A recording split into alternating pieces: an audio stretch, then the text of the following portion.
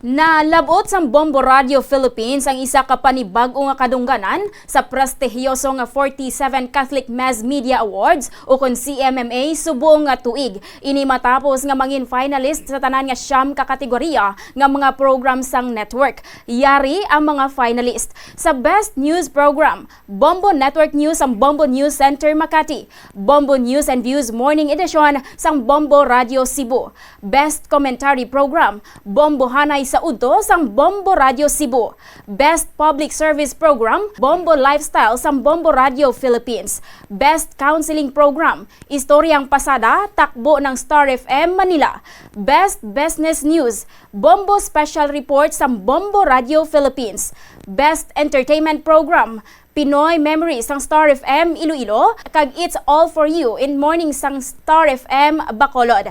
Best Educational Program, Bombo Special Report sang Bombo Radyo Philippines, kag The Seven Last Words sang Bombo Radyo Kawayan. Best News Feature, Good Morning Philippines sang Bombo Radyo Iloilo, Bombo Hanay sa Udto sang Bombo Radyo Dagupan, kag It's All For You in the Morning sang Star FM Dagupan.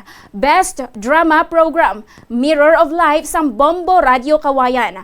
Sa subong nga tuig sang Catholic Mass Media Awards, may mga kategorya kung sa diin ang mga programa sang Bombo Radyo kag Star FM amo mismo ang nagakumpit sa isa kag isa. Lakip diri ang mga kategorya nga Best News Program, Best Entertainment Program, Best Educational Program kag Best News Feature. Ang Catholic Mass Media Awards ang gintukod ni Anay Archbishop Jaime Cardinal Sin sang tuig 1978. Amo ini ang nagahatag pagkilala sa mga institusyon kag practitioners sang media nga nagagamit sang komunikasyon agon ipasanyog ang kamatuoran, pagkatao kag kadungganan sa sosyedad paagi sa giya sa mga pagtudlo sang simbahan. Ginahalad sang Bombo Radio Philippines ini nga kadungganan sa tanan nga mga maukod nga tagpalamati, tumalanaw kag taga-suporta sa bilog nga Pilipinas kag sa bilog nga kalibutan.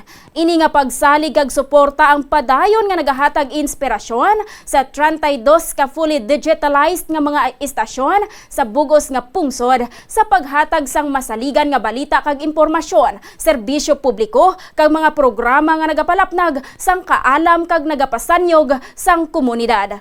Basta Radio, Bombo, Star FM, it's all for you.